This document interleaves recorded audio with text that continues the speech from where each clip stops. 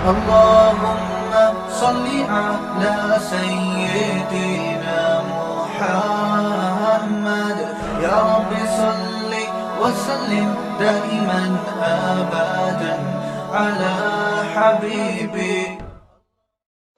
افسوسناک واقعہ پیش آیا.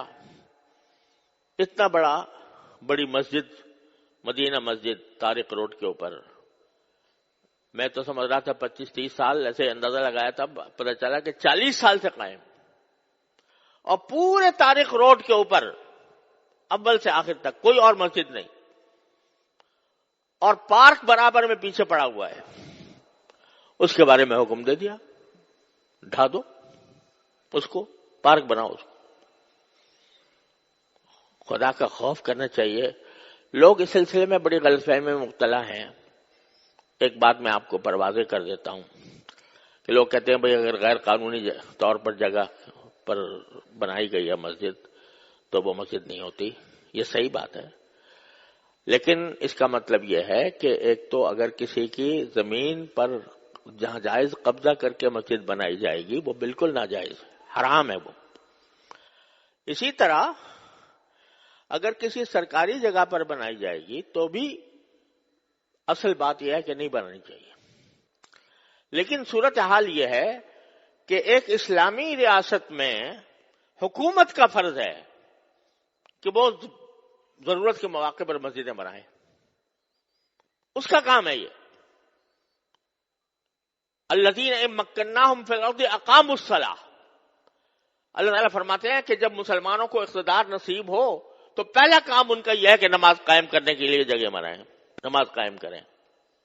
تو یہ حکومت کا کام ہے. لیکن اگر حکومت پہلو تہی کر رہی ہے، آپ بتائیے، خود سوچ کے بتائیے کہ سارے ملک میں یا اپنے شہر کی بات کر لیجئے، کوئی ایک مسجد بتا دیں جو حکومت نے بنائی ہو،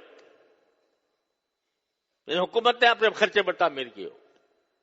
مندر تعمیر کر لیا، وہاں گردوارہ تعمیر کر لیا سکھوں کے لیے، لیکن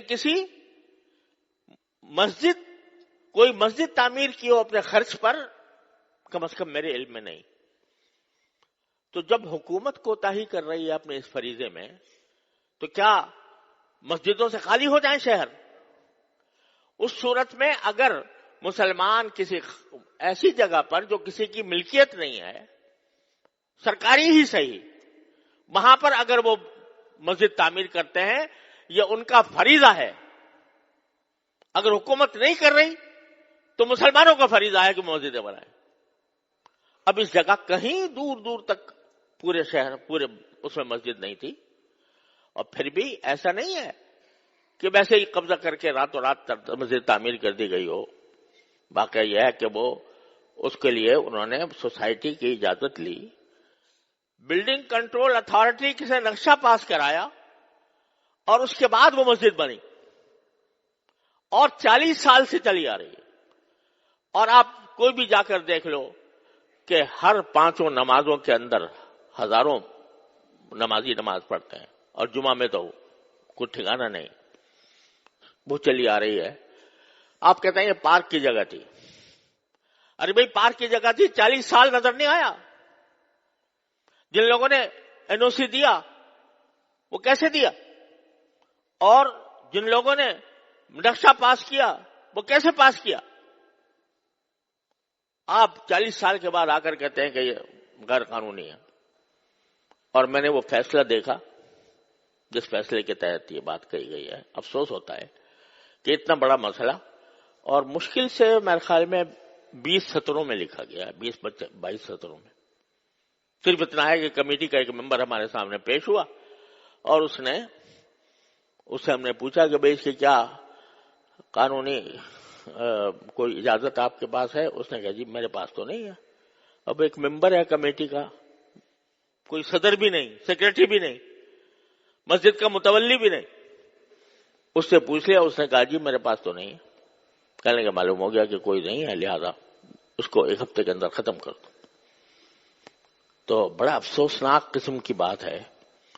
اور عدالتی آداب کے بھی عدالتی جو طریقہ کار ہوتے ہیں اس کی بھی پوری رعایت نہیں کی گئی تو ان کا فرض ہے کہ وہ اس پر نظر ثانی کر کے اس فیصلے کو واپس لیں. اور اس کے بارے میں آواز اٹھانا یہ صرف علماء کا کام نہیں ہے. ہر بات میں یہی بولیں بھئی مسلمان بھی تو ہیں، وہ ہر مسلمان کے ذمہ ہے کہ وہ اس بارے میں قانون کے دائرے میں رہ کر لا قانونیت ہم نہیں چاہتے.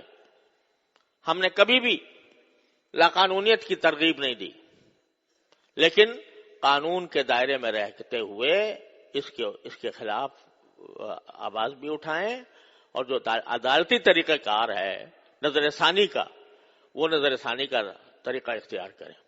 تو یہ ہر مسلمان کا فرض ہے. تو یہ نہ سمجھا کریں کہ جب بھی کوئی برائی ہوگی تو بس مولوی ہی بولے گا اور باقی کسی کی ذمہ داری نہیں ہے. ہر فرد کی ذمہ داری ہے. اور اگر یہ سلسلہ چل نکلا مساجد کو گرانے کا تو پتہ نہیں کہاں جا کر اس کی انتہا پہنچے گی.